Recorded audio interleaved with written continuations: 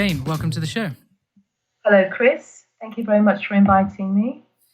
So as we always start, I wonder if you could just perhaps touch on who you are, what you do in the field of golf and outside of golf, and how your book, Breathe Golf, came to be. Okay, that's a lot of questions in one, so I'll try not to go on and on. But my name is Jayne Storey. I'm based in the southeast of England, and I'm a movement and performance coach. And I've recently written a book that's doing quite well on Amazon, especially on Kindle. It's called Breathe Golf and the Missing Link to a Winning Performance. My background is in martial arts and the meditative disciplines of the East. Specifically, I've been doing Tai Chi and formal, you could say Taoist or Buddhist meditation, which is basically meditative breathing.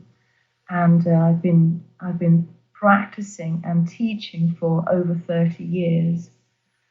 And I've spent the last almost 2 decades researching and applying simple principles from these arts to help people play better golf. That's the short answer. That's the short answer. Okay. Okay.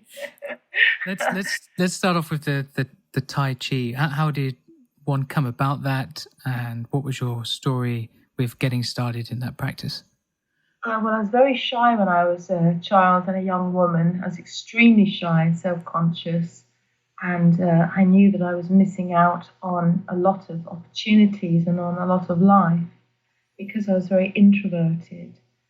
And so in 1987, I went to a Tai Chi class in London, and I haven't looked back. I loved it so much, and I can still remember to this day the first class that I went to. I can see the teachers, I can see the older, more advanced students performing these wonderful sort of almost cat-like or snake-like movements in super slow motion. And I thought, oh, this is incredible. And I was encouraged to try to practice every day, to keep it as a daily discipline, which I've done pretty much. Not every day, but I would say 9 days out of 10 for 33 years. Wow. Yeah, it's quite something. But I know people who've trained for twice as long as I have, so I'm still learning. So what is it? What is Tai Chi, and what are the disciplines? Well, Tai Chi is like, you could explain it or visualize it as a cross between yoga and karate. So it is a martial art. It's the most popular martial art in the world, apparently, although most people aren't doing it for fighting, but doing it as a mind-body discipline and for health and relaxation. So it is a form of Kung Fu, one of the oldest forms of Kung Fu, but it's slowed right down. So you've got all sorts of disciplines in there, like balance and centering and, as I said, the mind-body connection. And if I could just go on a little bit, Tai Chi principle states that all movement comes from the ground upwards. There's a really famous phrase that says, rooted in the feet, moving through the waist, and expressed in the hands. And I heard Jack Nicklaus, this was before, I think just before he retired, I heard Jack Nicklaus say that golf is played with the feet. And I thought, oh, that's so interesting, because that's like Tai Chi. And my life has been about Tai Chi and applications to golf and sport ever since. Wow, incredible. I guess the bit I'd love to, why did you pick Tai Chi as your form of getting over your shyness or being sort of introverted, and to sort of move into sort of confidence and maybe an extrovert? Well, I just, as I say, I can remember the first class that I went to, and we actually had to stand still for, I think it was about 20 minutes. And from standing still, then we were focusing on our breathing and we were moving in slow motion. And there was just something extraordinary about it. I would say, although this is quite an overused word, but I had this feeling of sort of presence and really being in my body, and the disconnection from all the, oh, what do I look like? What do people think of me? Am I any good? You know, the disconnection from all that stuff that goes on in the worry brain in all of us. Mm. And I was just drawn to it, and I kept practicing. And I mean, I've been sort of religious about it. I mean, I have practiced all these years with different teachers and different schools, and sometimes with no teacher, just on my own. And after some years of training, I started to get involved in fitness, which is my other thing that I'm kind of nuts about, is cycling, going to the gym, circuit training, running, you know, all of these things. And they just kind of fed each other. The Tai Chi is a sort of softer, more mindful exercise alongside these more sort of fitness-oriented things, or traditionally in the West, fitness pursuits. Hmm. And the daily practice, what does that look like or entail? Well, I do meditate every day. Do you do that every day in the morning, or? Yes, in the morning I get up, have my green tea, and I sit for half an hour, and sometimes I do that in the evening as well. Do you mind if we get into the specifics? What time do you wake up? Where do you do your meditation? Well, I'm usually up before 7, and I meditate either in my bedroom or here in my office. It just depends. I try not to be in the same place all the time or do it at the same place every day, because our practice can become a habit like everything else. So it's a good idea to sort of move things around. But I sit, and the meditation that I'm doing is outlined in my book, Breathe Golf. And it's a sort of synergistic approach that I've put together myself, which has elements of Buddhism combined with elements of Tai Chi. So it's like a fusion of Buddhist and Taoist meditation. It's very simple, but that doesn't mean that it's easy. Okay. Could we go into detail about what this meditation practice actually looks like, the step-by-steps? Yes, of course. When I do my practice, now, I mean, I've done all sorts of things. I've done Zen, meditation, all kinds of things. But this is sitting in a chair, not cross-legged. So we're in a chair with our feet on the floor because we're sports people. We want to be grounded. And we're also meditating with the eyes open, or the eyelids lowered but not shut. Again, because you're training yourself for an experience of the meditative state, which, as you know, has a parallel with the zone or the flow state. So we're training that with our eyes sort of half open, so that we can replicate that when we're standing on the first tee, or walking to the ball, or, you know, about to take a clutch putt for the club championship. So we're sitting in a posture, upright but relaxed. So the body is athletic and structured, but also relaxed.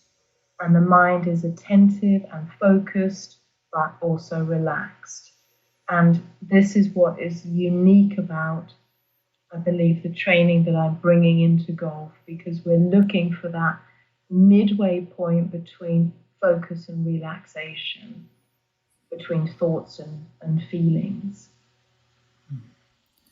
It's a very, very special place, so that the mind doesn't interfere with movement.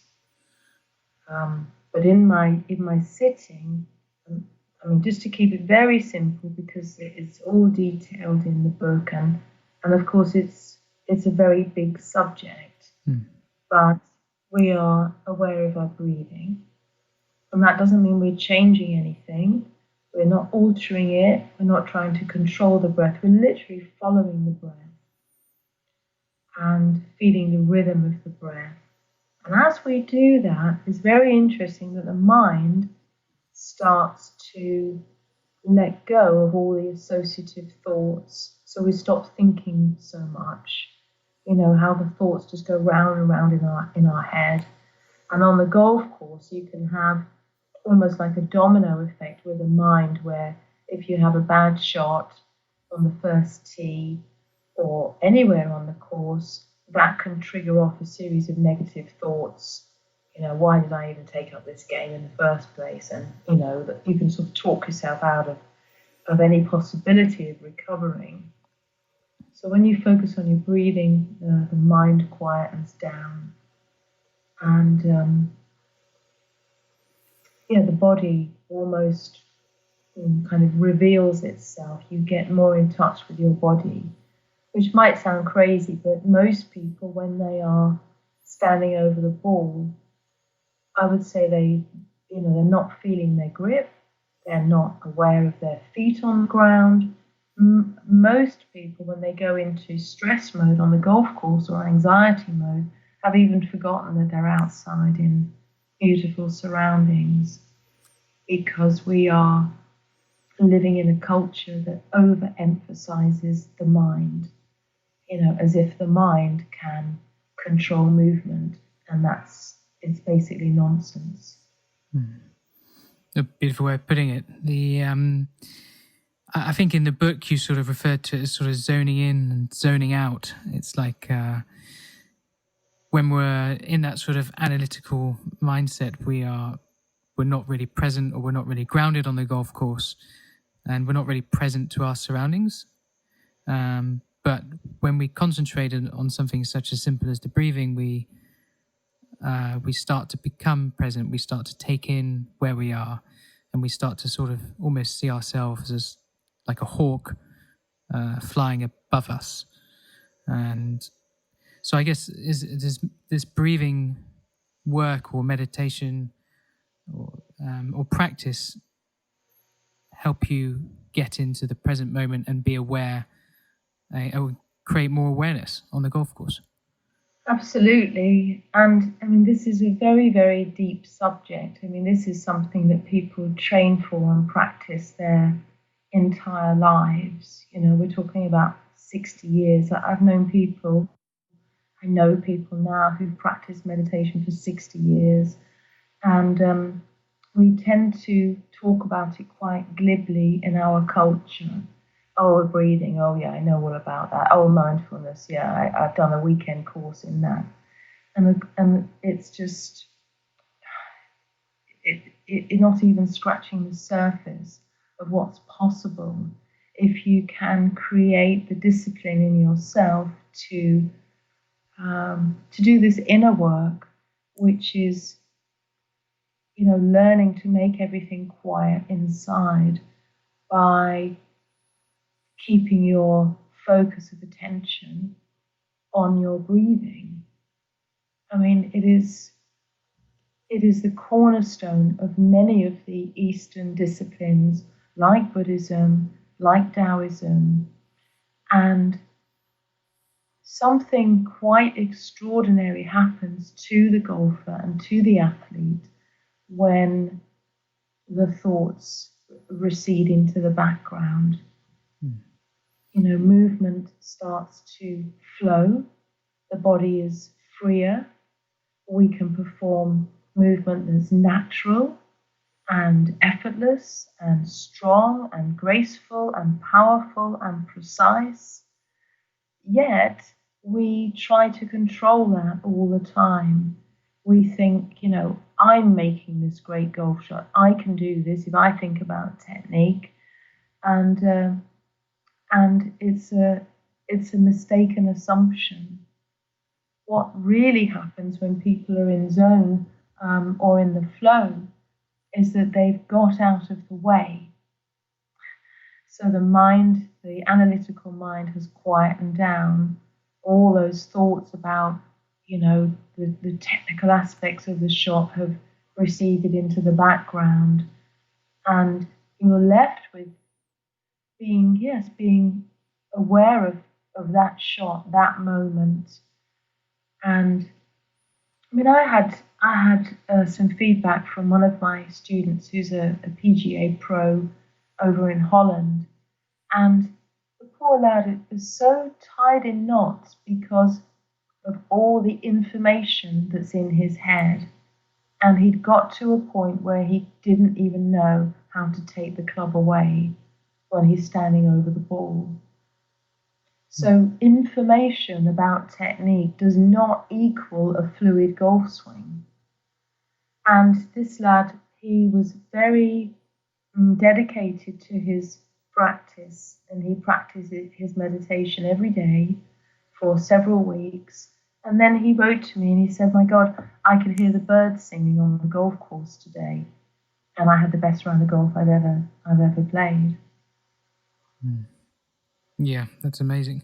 And I think the bit which golfers, including myself, somewhat were missing is that we think we need to have information, be able to make really good decisions on the golf course in order to perform well. And I'll play the devil's advocate of maybe Go ahead. of the listeners, and then basically, what's the benefits of being quiet in the mind and operating from a place of stillness? Wow, what are the benefits? How long have you got, Chris? we can Come go on. all day if you want. I've got 3 books here called The Warriors of Stillness, and they are huge A4, 150, 200-page books. There's 3 of them, Warriors of Stillness, and it's all about the tradition of stillness in the martial arts.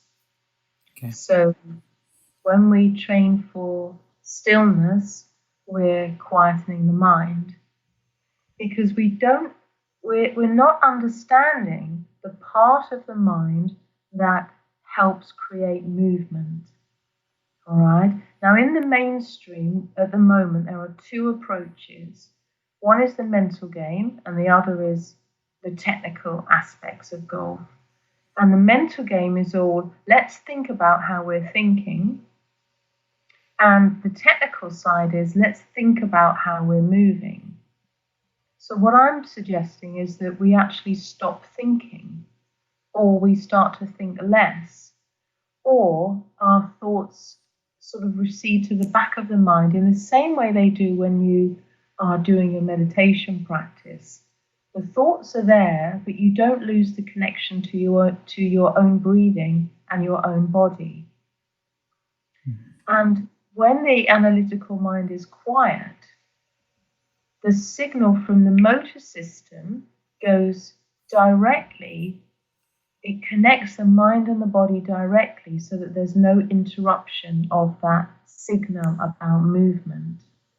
When I was watching, we haven't got Wimbledon this year, obviously, because of coronavirus, and I was watching the program that they put together last night when I was having my supper, and I could see it so clearly that, and you start, maybe you and your listeners, you start to watch sport in a different way. Have a look at the quality of the movement and relate it to what's going on in the athlete at the time. So this tennis shot was just terrible. I can't remember the name. It was somebody who was playing against Djokovic, and I could see him just snatch at the ball, and he didn't follow through properly, and it was a bad shot. And then a few moments later, when the pressure was off, he hit like the best shot of the whole match. And it's the same on the golf course, it's not because when somebody is standing over the ball doing their practice swings, everything is fluid and languid, and there's rhythm and there's tempo, and then a couple of practice swings, and they step up to the ball, take the shot for real, and everything changes. All the common faults show up. You shorten the backswing, you lose your balance, you don't follow through. And you can't tell me that you've forgotten about technique in those moments that it's taken you to go from your practice shot to your shot for real. No, what's changed is the breathing and the feelings of anxiety and the expectation and the pressure, all of which have this catastrophic effect on the biochemistry. The biochemistry is the signals from the brain and the nervous system, and how that influences or hinders our ability to move properly. Wow. That's another long answer. No, that's a great answer. You don't feel like you can stop. You can keep going. Okay. Okay, so I will go. yeah, carry on. Yeah. I'm just going to tell you one more thing. There is this. There's a fundamental disconnect in golf and in sports, and it starts with a fundamental disconnect in us as human beings. And it's nobody's fault. It's just how we are. But the mind and the body are two separate things. And with the Breathe Golf training and the other training that I'm trying to bring to golf and sport, we are trying to bring the mind and the body together, which is a lot easier said than done. But the job of the mind is to analyze and quantify information. That's the job of the mind. Our mind is there to process, analyze, digest, quantify information. That's what the mind's for. But the body just wants to move. The body's made to move. So the two things are opposed to each other. There's an essential dichotomy which cannot be resolved with the way the mainstream is approaching golf and sport at the moment. You can't resolve that disconnect by giving more and more credence to the mind and to information and thinking about how we're moving. I've even heard people talk about dividing the golf swing into 100 separate movements.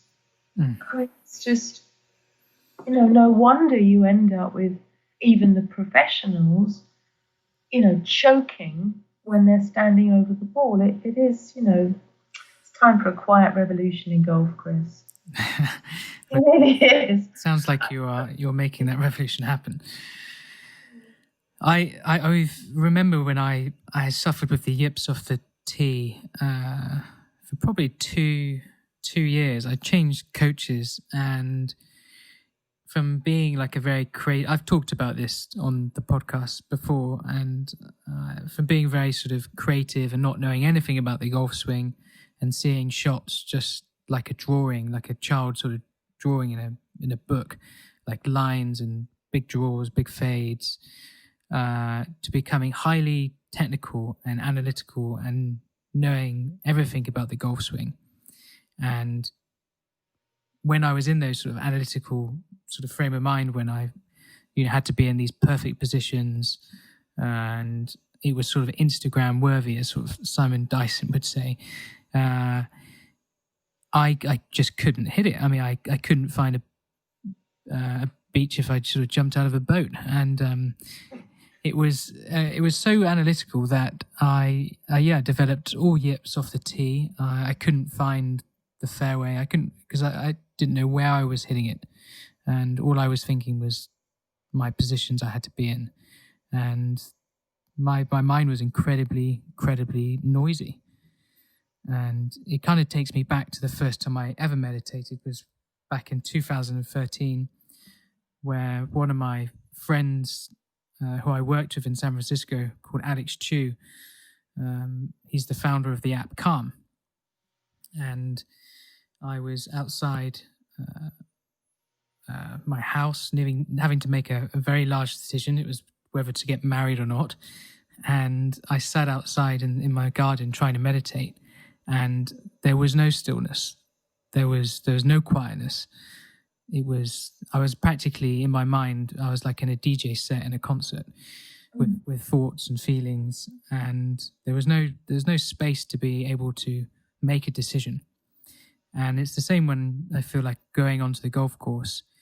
If there is no stillness or no space to create those decisions or to think effectively, then it doesn't lead to great performance, because you're not grounded, you're not present, you're not sort of feeling the ground, like as you said, Jack Nicklaus, and through the ground up. Sorry to ramble on there, but that's No, it's fine. It's very interesting. And you're not alone with that experience, and it's shared by some of the greatest golfers, but Masters champions, Open champions who suffer with exactly the same thing, this sort of performance anxiety and what do they call it? A paralysis by analysis. Yeah. Because we give so much credence to the mind, but the mind cannot control movement. The only way the mind can help you to develop a fluid and natural golf swing is if it gets out of the way. That's the only way your mind can help you.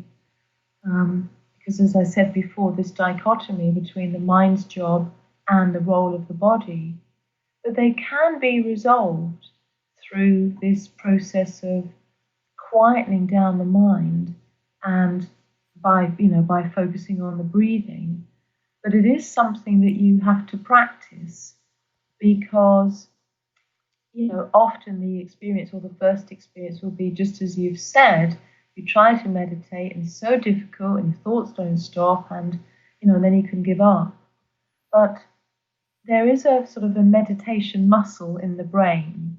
The more we sit quietly, the more we can get back to that quiet state. And that's really why we're practicing, morning after morning, day after day, so that when you're standing over the ball and you can feel, oh, I'm gripping the club too tight, I'm not breathing properly, I can't feel my feet on the ground, oh, my head's, getting into a spin. You see, your body is always giving you signals, these sort of, biofeedback.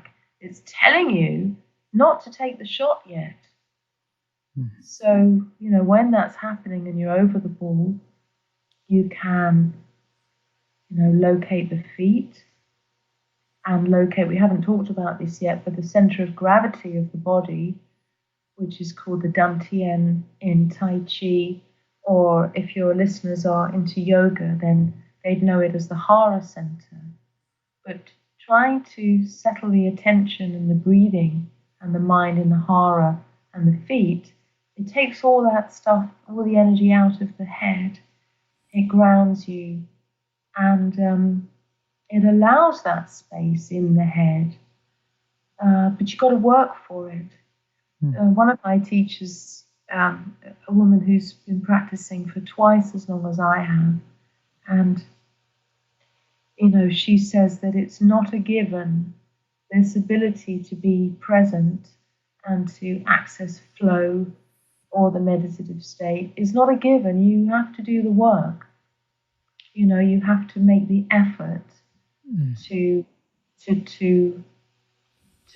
you have to do the work, and the work helps to open you up to create that space, because the zone or flow needs space to manifest itself. It can't come through you if your mind is chock-a-block with information. But it can flow through you if you quieten the mind by just coming into the breath. Yeah, I think that is what you're saying there with your teacher, is that is not a given. You need to do the work is so true. And I think with something like meditation, it's almost like we take it for granted, like we almost don't have to do the work. And I forgot someone who said it to me. It's like if you didn't have 10 minutes for meditation, it's like you didn't have a life. Oh yeah. And even like this morning, my my rituals is sort of very similar to yours. I wake up and the first thing I do is I sit on this acupuncture mat and I do my meditation on that. And this morning I just didn't want to do it. I was like, I just didn't show up to the practice, and I'd say it's probably, I miss three out of, or maybe 2 to 3 out of every sort of 10 days, where I just it's just not feeling it in the morning, or I'll say I'll save it to later and still don't give myself that 10 minutes, which is nothing in terms of a day. It is very difficult, and we're all like that. Even my teacher that I mentioned, she doesn't back out of her meditation, because she's learned over the years just to get on with it. Because, and it also shows you something, that we have so many moods, we have so many different thoughts, we have so many different feelings.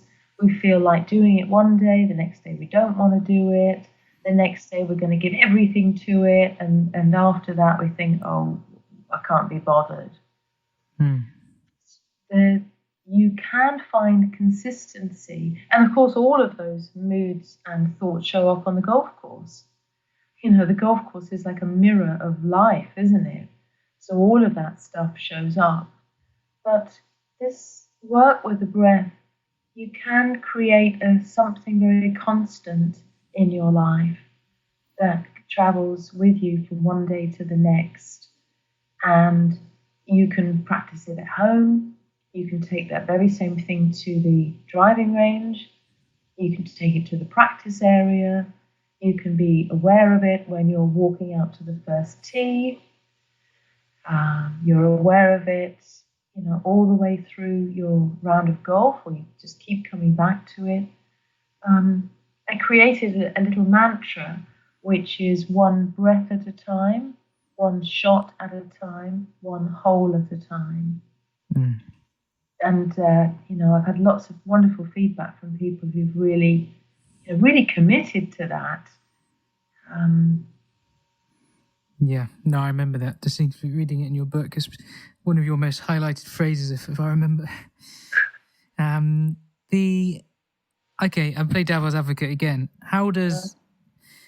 I feel like this is what some golfers will be sort of pondering on in their minds. If to learn like a new skill or a new sequence,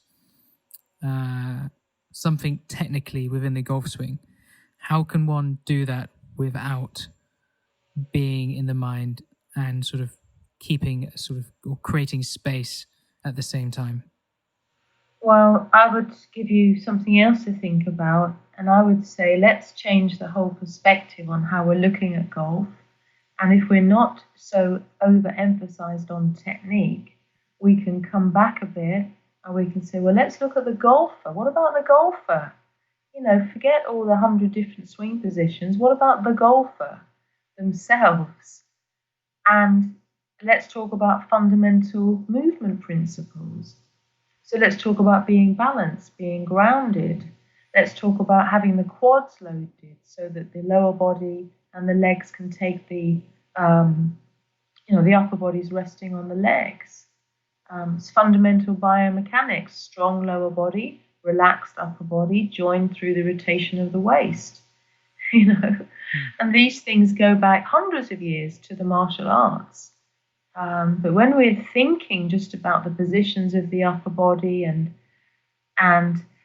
trying to be on plane and all the rest of it, I had this great feedback from a woman I'm coaching in California, and she's had the experience of thinking, trying to get the club on plane, trying to do everything her swing coach told her to do, and by doing that, she was completely disconnected from herself and from the environment.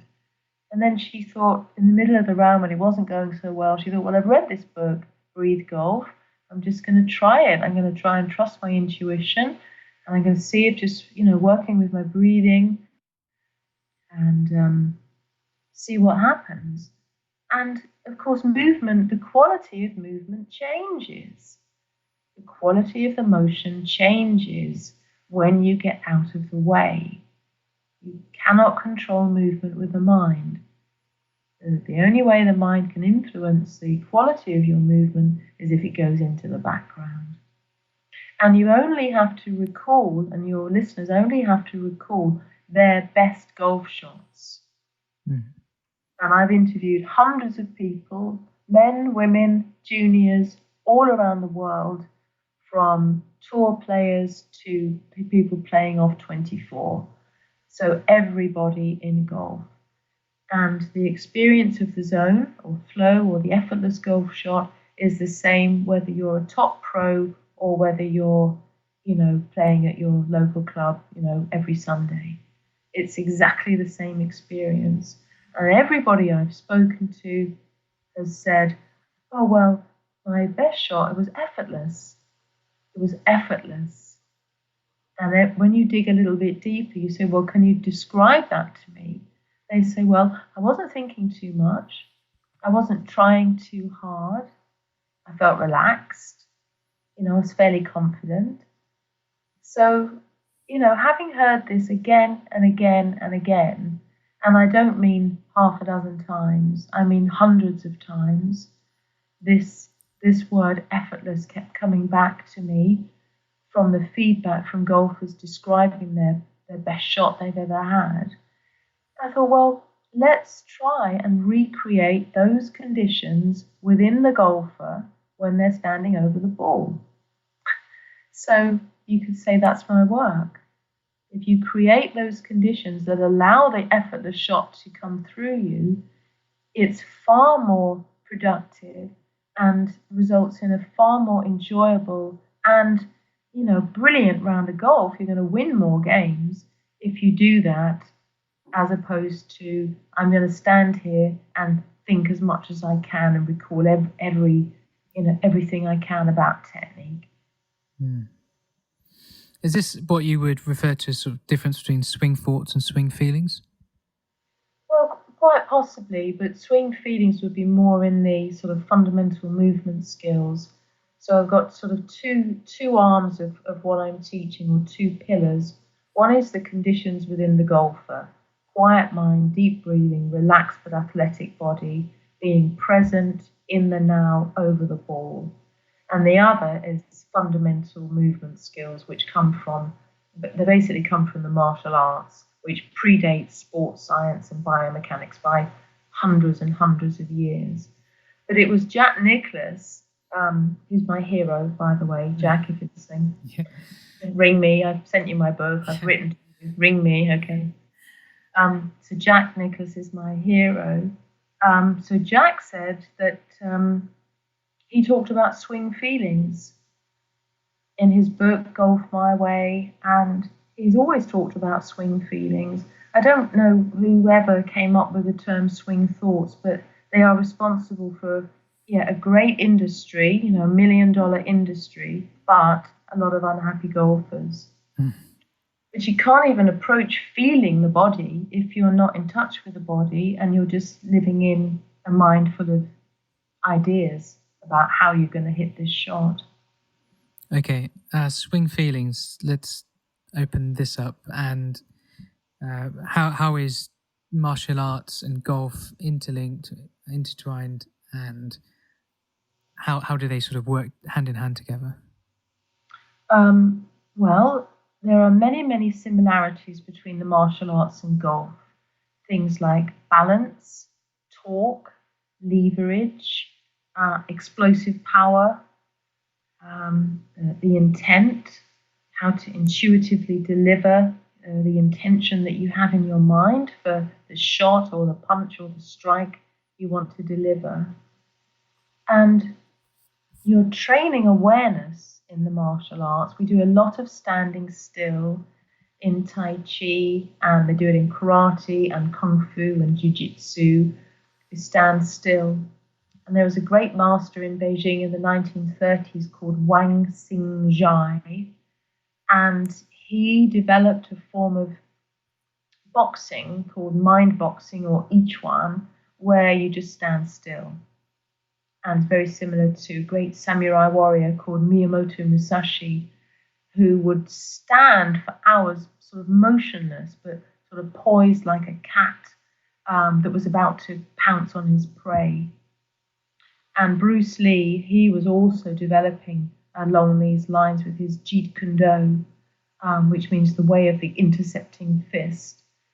So all of these great warriors did away with patterns and katas and repetitions of movement, because a pattern in movement doesn't lead anywhere. So endlessly practicing your golf swing again and again and again, it doesn't replicate the conditions on the course, the conditions when you're under pressure, and you can't replicate that sort of spontaneous excellence that you are trying to acquire with those conditions I mentioned: quiet mind, deep breathing, being centered, and being present. So they're the things that we need to train in order to get more in touch with the body. I mean, a simple thing like feeling the feet on the ground. I've had so many students whose games have changed exponentially. Even a fellow in Hong Kong, an American living in Hong Kong, who won 10 tournaments in a season by focusing on his feet. And there's a particular place in the feet. If you have a look at my website, I've got a YouTube video called Tai Chi Footwork for Effortless Golf, something like that. And it talks about the power point in the feet. So exactly where to be balanced.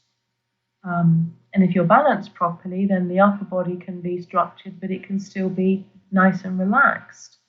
If you're not balanced, your whole golf swing is like a controlled mistake. So balance and breathing, if you just work on those two things, the correct balance point, and breathing into the hara, or the center of gravity. And that's very important, because you don't want to be breathing in a stressful way. So when we're stressed or anxious, the tendency is to shallow breathe. And most people are very close to that anyway, unless you've had some kind of training in meditation or breath work. So it's very useful to keep the attention down in the hara, down in the dantian, in the lower abdomen, so that you're breathing nice and deeply, which counteracts stress and anxiety and quietens down the thoughts and reduces all that adrenaline kicking around. I think that's a really good example with the feet and balance, and also seeing like the end value from the golfer's point of view. Because I think, as you said,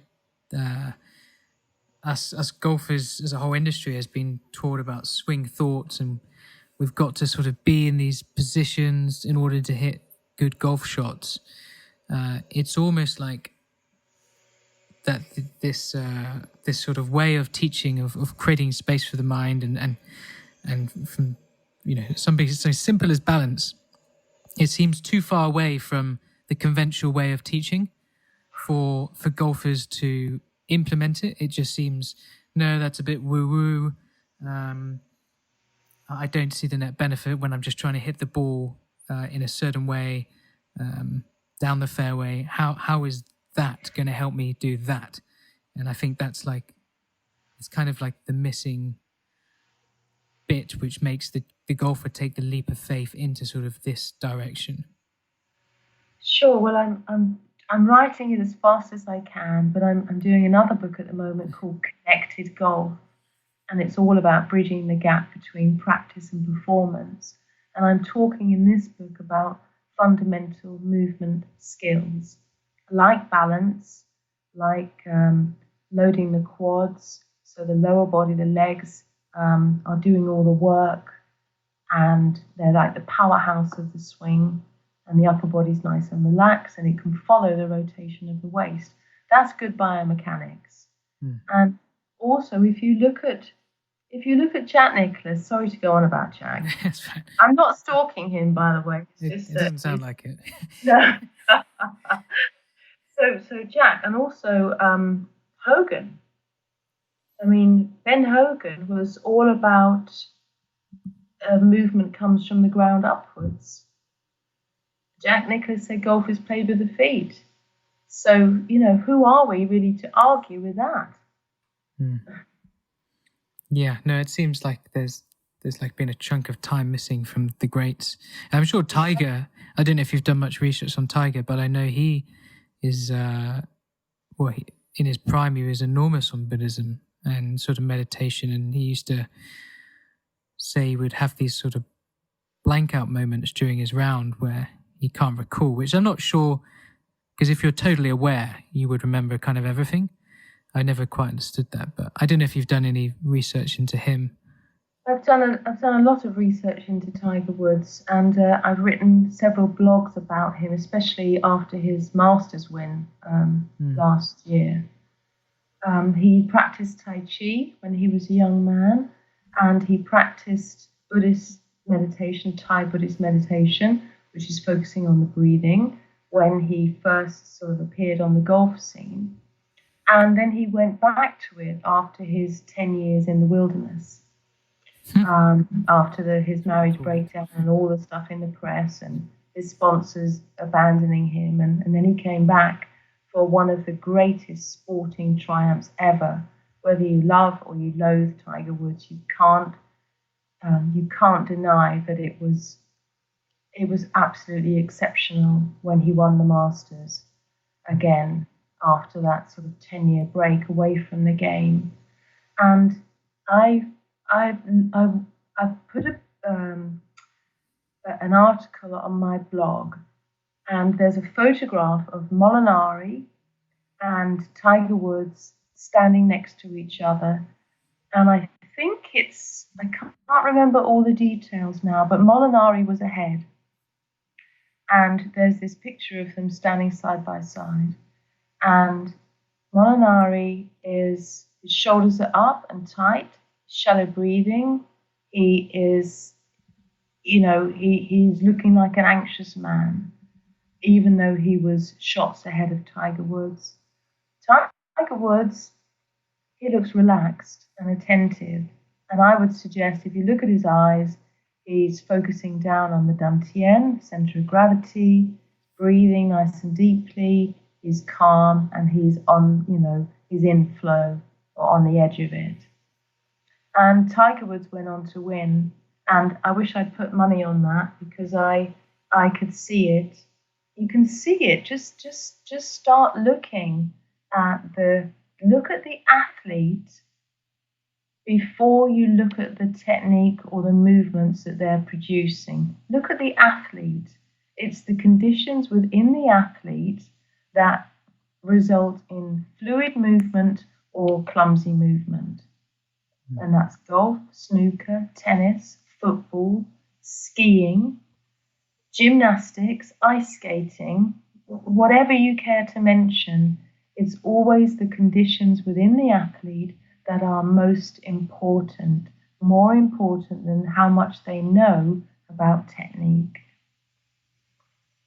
God, I sound like I'm on a soapbox, don't I? But I'm absolutely adamant about this. It's true. It's true. And it's true because this is not my teaching. I did not make any of this stuff up. It's all practices that are hundreds of years old, and some of them are thousands of years old. And the trouble with the mental game and, all the guys teaching all their technique and writing these books on the mind game is that information is coming from them and it's coming from the mind. The way people talk about breathing or they talk about meditation or mindfulness, having never done it. So I'm trying to bring these ancient practices into the modern game because all the greats, Tiger Woods, Ben Hogan, Jack Nicklaus, all the greats, they they're showing us, even if they're not sort of consciously aware of these ancient practices, although Tiger Woods is, but Hogan and Nicholas wouldn't have been aware. But Nicholas, he wouldn't have, lots of technical lessons. He had one lesson a year with his coach called Jack Grout, and they would work on stance, grip, and the address position. So that's like Miyamoto Musashi, the samurai warrior, practicing readiness, ready to strike at his opponent. I didn't realize Jack only had one lesson a year. That's quite outstanding. If a client was coming to see you out of interest, what does that look like? What could you talk us through? With the first things you sort of ask them and how you sort of work with them? Yeah, sure. I usually have a chat with people first. So we'll get on the phone or we'll jump on a Zoom or a Skype call and just have a chat, because I want to see where they're coming from, why they're interested, what they've tried before. And the second thing is that I ask them to do a little bit of meditation practice before we get going. Okay. Usually for about 3 weeks. Let's say do it, at least 3 times for 20 minutes, 15, 20 minutes, and then come to me for a lesson. Because then they'll have maybe some questions, some insights, they'll have something to bring with them to the first lesson. Through lockdown, I've been doing everything on Zoom and Skype, but I usually teach one-to-one here on the Berkshire, Surrey, Hampshire border, which is where I live. And I like to teach people more about the meditation. I like to do it with them. So that's usually quite useful if you can be in the same room with somebody. And I also teach a lot of these fundamental movement principles from Tai Chi, from the martial arts, and which are applicable to golf and all sports. So balance, standing practice, is stance keeping practice that Wang Xingjai, the master, did, who developed this mind boxing. Slow motion movements, slow motion through the golf swing or the tennis serve or whatever sport the person's doing, and some other things. Because what we want to be able to do, first of all, we're training for stillness, and we have to sit still. So we're training for stillness with the meditation. And then we try to take that stillness into, well, let's do some standing practice, which I said is essential, integral to all the martial arts. Develops strength in the lower body, relaxes the upper body, loosens the shoulders, gets you in touch with the center of gravity. We'll do some slow walking, which is very traditional in the Buddhist methods and also in the martial arts. Slow, mindful walking. So there's a whole process, and some movement drills from Tai Chi where we are rooted in the feet, but we're trying to spin through the center of gravity. We're trying to turn through the waist with a nice loose and relaxed upper body so that we can create more torque and rotation at the top of the backswing without compromising the stability that we've created with the legs. All kinds of things. I think if we met a couple of years ago, we had to do those sort of drills, I would just be so frustrated. I'd be like, can we just go to the golf course? Can we just please hit some balls? And we do all that. We do all that. I know. Yeah. It would be like, but the initial steps of just sort of slowing down and just even something as like the walking, I would still be, the frustration would have been on my end and being like, I want to get going with this. And actually that to me is my sort of bad trick. But it does depend how you approach golf. I mean, what is golf to you and what is golf to your listeners? Is it you want to smash a ball as hard as you can with a stick on a Sunday morning? Yeah. Or is it, and I've got to quote Jack Nicklaus again, No, stop. I'll get arrested, isn't a path to mastery, because he wrote about self-mastery. Mastery of golf is mastery of the self. And that is by the one of the greatest golfers of all times. And there's something very sadly lacking in the game now, because if Nicholas wasn't first, he was second. And you're talking about over 3 decades. The guys today and the women today, they might win a championship, and then what happens? They're 10th, they miss the cut, you don't hear of them for another 3 years. I mean, I don't see any consistency in today's game. So something needs changing. But back to what you were saying, it's how, what does golf mean? Is it a path to mastery? Is it a path of personal development and self-exploration? Is it something that you can see yourself reflected in? Is it a vehicle for self-improvement? It isn't just hitting a ball with a stick. It is something. It can be something really magical, and you can access these sort of timeless moments where the perfect shot just happens. But like my teacher said, like I said before, you have to do the work, and this is the work that I'm bringing. Is work on your own inner state. It's not your psychology, that's your inner state. The connection between your mind and your body, between your mind and your breathing, and developing some fundamental movement skills.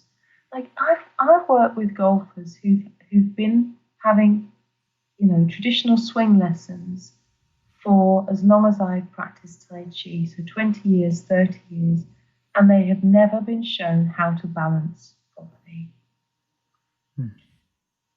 So these fundamental movement skills it's worth investing time in. It's worth it. I'll say again, they're not my teachings. I didn't make them up. I'm just bringing this knowledge into golf. But if you take a look at all the testimonials on Breathe Golf on Amazon or on my website, you'll see how a little bit of effort, makes a huge difference to people's games, and therefore to their happiness, their sense of self-worth, their enjoyment. I've even had, I've worked with people who are, close to being club champions. And I've also worked with people I'm thinking of a guy in his 80s, very analytical, ex-professor, sort of poo-pooed and dismissed the idea of meditation. And I kept saying, but, you've got to do it. Just get on with it. And he wrote to me before the lockdown, and he'd won 4 out of 5 tournaments that he plays with the old fellas at the club. And he said, this is getting embarrassing. And he kept sending me pictures of his trophies and bottles of wine that he won. Yeah, he said, this is getting embarrassing. He said, I'm winning every time. So, any great athlete, any great golfer has to practice. But I would say we've reached a point of diminishing returns in what we're practicing and the results that's giving. So let's shift our perspective. Just try it,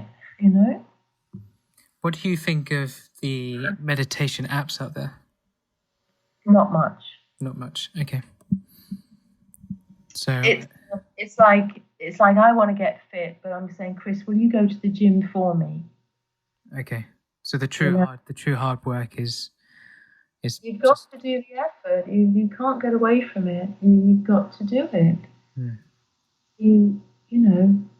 And besides, when you do sit quietly for 10 or 15 minutes, let's say you could make a commitment to do that 3 times a week, I promise you will begin to wonder how you ever lived without it. There isn't a successful person on the planet, whether they're an inventor, a scientist, a designer, a writer, an athlete, who is not practicing meditation. Yeah. It's odd. It keeps in my action challenge, the last sort of question I ask on here, I would say almost 80% of the action challenges from the guests is probably meditation. But are they doing it? Probably not, yeah.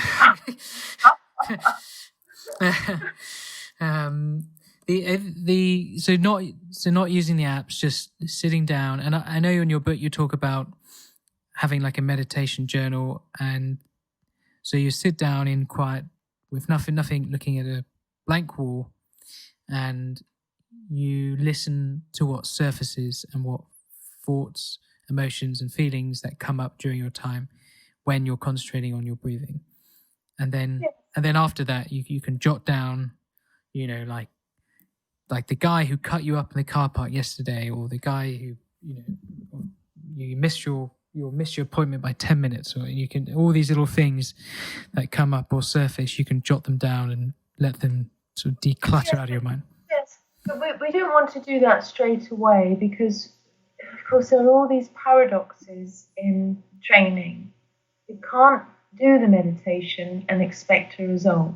You can't do it to get something. You see, this is the difference between formal meditation and this fad of mindfulness. You can do a weekend course and be certified in mindfulness, or you can practice this more formal way for 30 years and still, still be able to go deeper.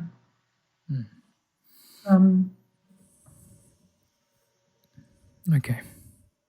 So it's 30 years, guys and girls.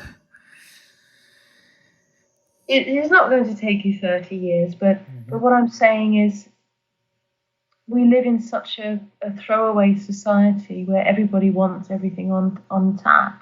Yeah. And when I wrote my book, I had this figure in there that was human beings are able to be in the present moment for about 12 seconds.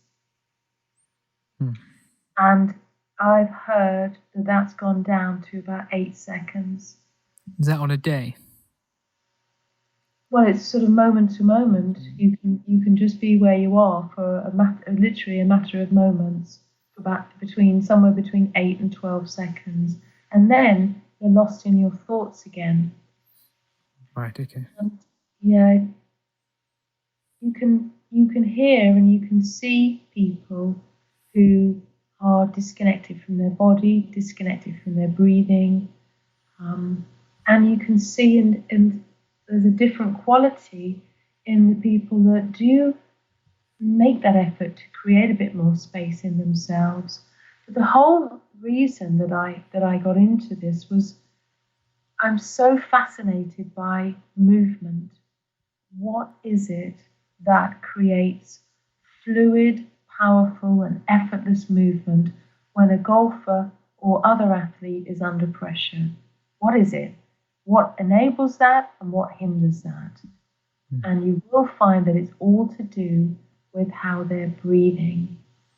Whether the breath creates stress and the stress response and anxiety and adrenaline and kicks in the analytical mind, or is the breath deep and is it quiet? Is the breath in the lower abdomen? Has it reduced the thoughts? Has it controlled the anxiety?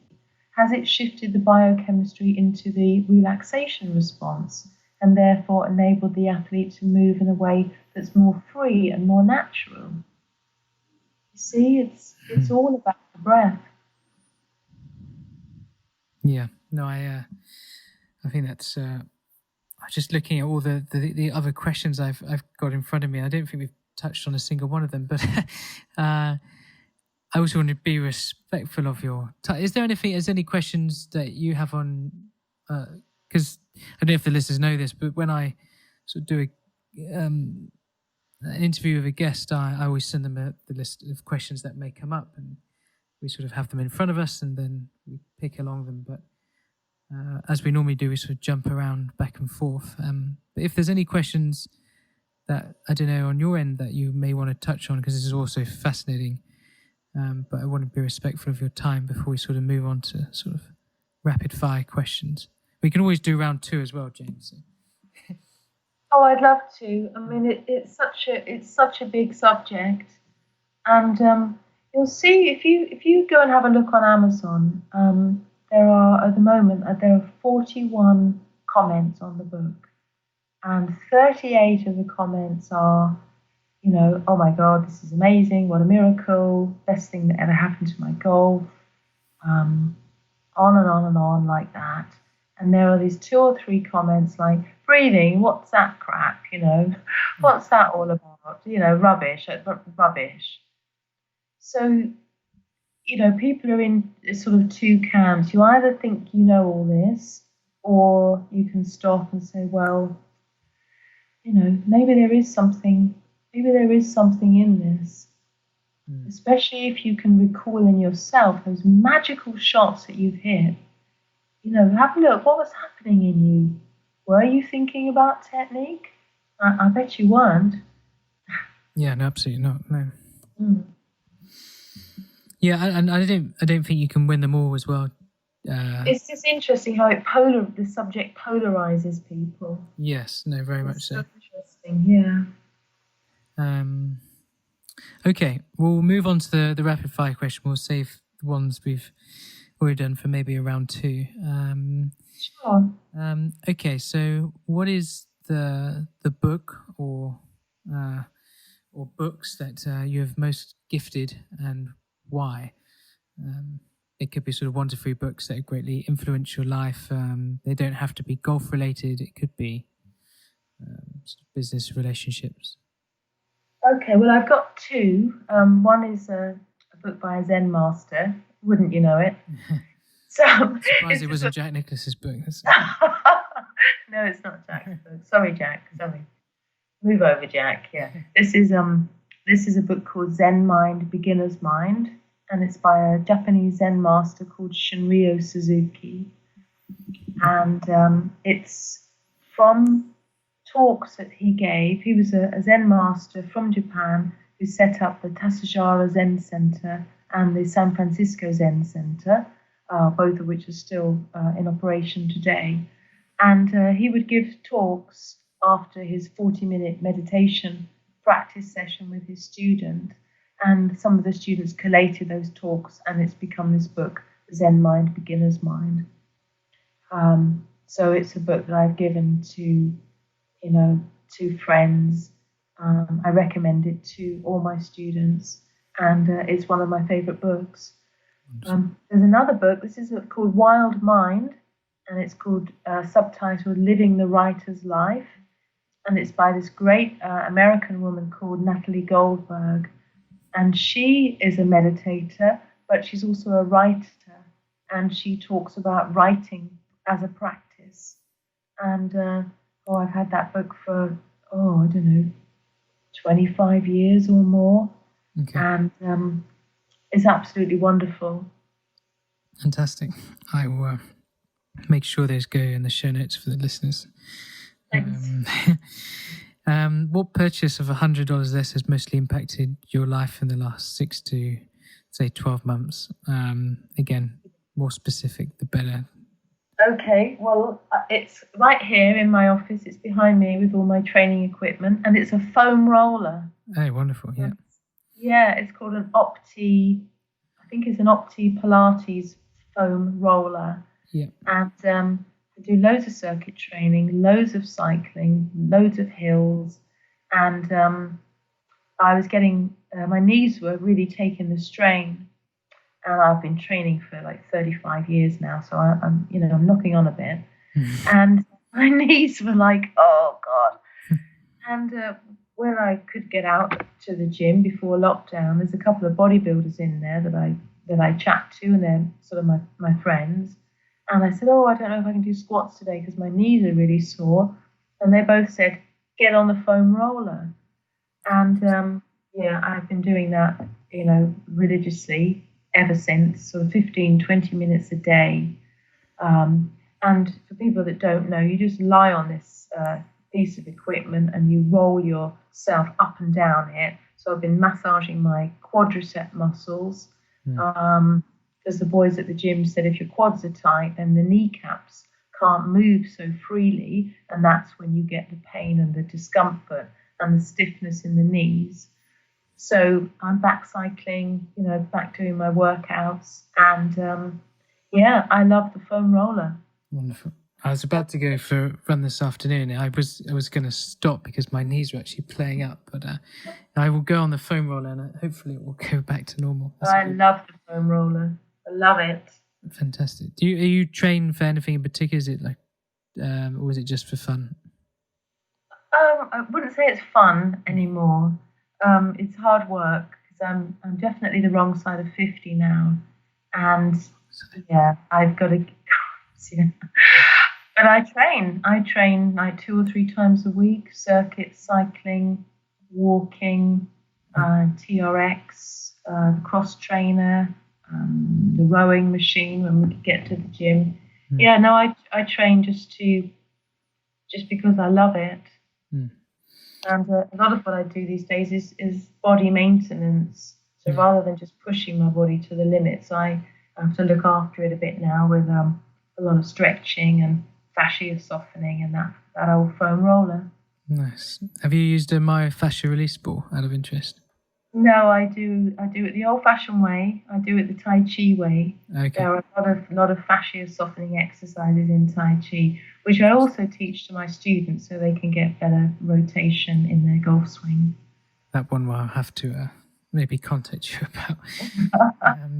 Okay. In the last 5 years, what new belief or behaviour or habit has mostly improved your life? Well, I have to say that over the last 5 or 6 years, it's been absolutely the worst time of my life as well, because I lost my mother very suddenly from a stroke in 2014. Sorry. And it was practically overnight. And I was so close to my mum, and she was full of life. And you'll notice that my book's dedicated to my mum. So it's been absolutely bloody awful. And my poor father, who's now left without mum, having been with her since he was 22. Wow.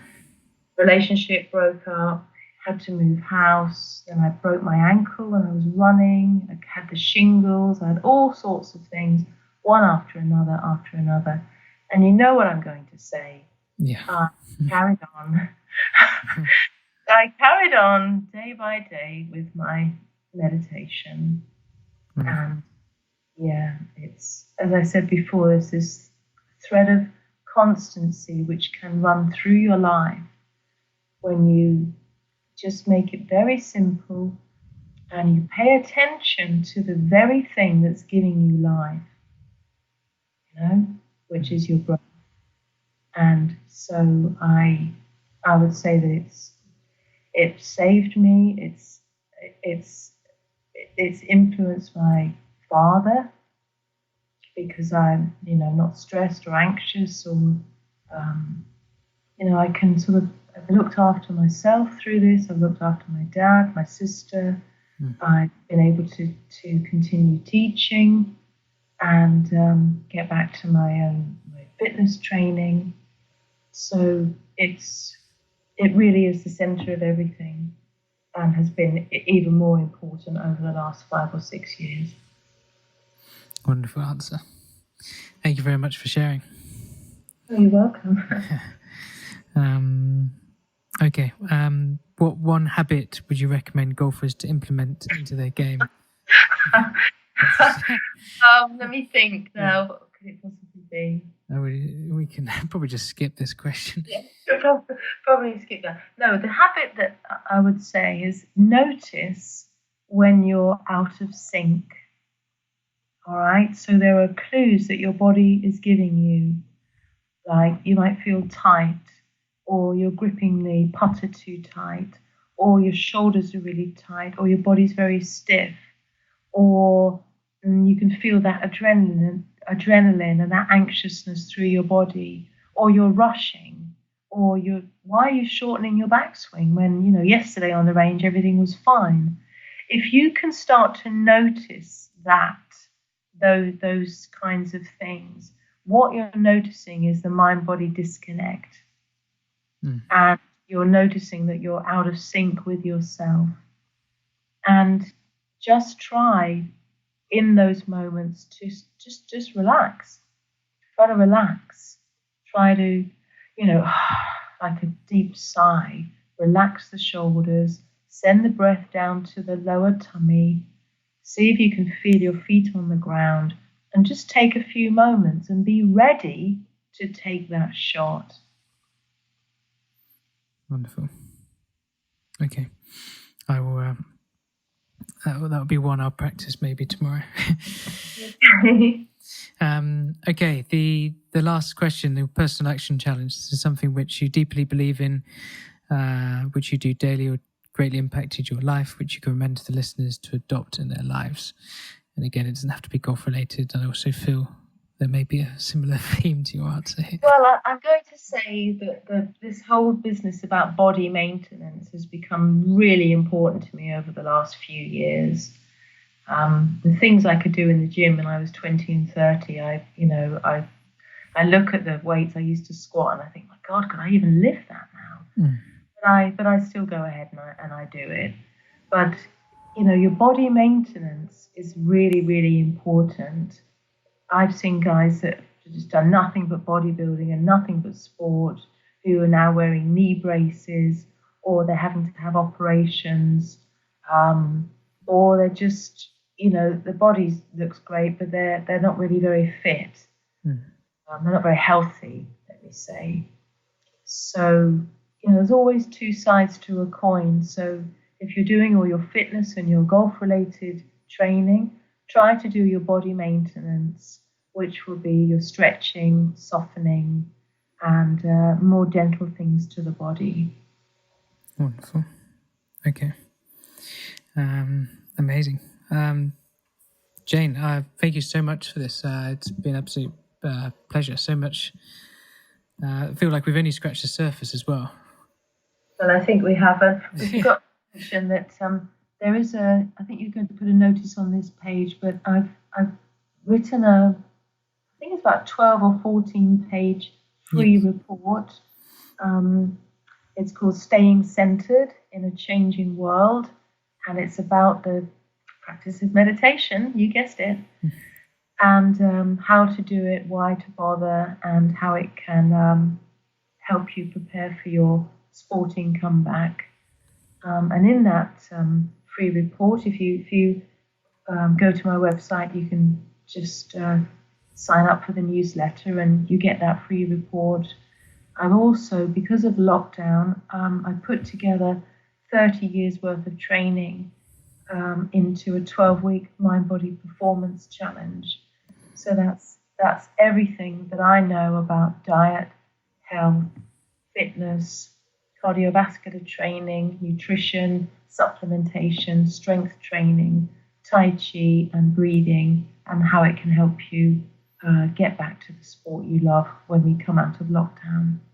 Amazing. And that will go out to all the subscribers on the show. But and where can people find you on your website, on your end? At the moment, you can find me on my website, which is chiperformance.com. So it's CHI. Chi is the Chinese word for the breath. Yeah. So it's CHI-performance.com. Fantastic. And I'm sure you're going to put a link there anyway. Yes, I would. And on there, you've got all your blog. Yes, I've got my blog. You can have a look at the book, the Breathe Golf book. I've got loads of YouTube videos. I mean, I've been at this a long time. I said to you before we started chatting for the interview, I've got posts and things that go back to 2007. So I've been at this a long time. There's loads and loads and loads of free stuff for people. So just give it a go. Fantastic. And the Brief Golf is available on Amazon.com.co.uk. It's on Kindle as well, pretty much around the world. And Audible. As well. Okay, yeah, amazing. 12 hours in a studio recording it. So. I hear that's some of the hardest work ever, isn't it? Recording like an audiobook. It really is. It really took 12 hours. Yeah, no, I heard that. It's yeah. Oh, amazing. Jayne, thank you so much again. And I think, we'll definitely do a round two at some stage and go back. I'd love to. Yeah. I'd love to. Yes, we could look more at the biomechanics maybe and the natural, the fundamental movement principles. Yeah.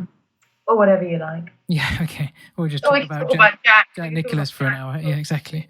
Okay. Wonderful. All right. Well, thank you very much. I enjoyed the interview. I thought your questions were really insightful, and I hope your listeners get a lot from our conversation. I'm sure they will. It's definitely one for the pen and notepad. So thank you very much again. Cheers, Jayne. Oh, thank you very much. Thanks. Bye-bye.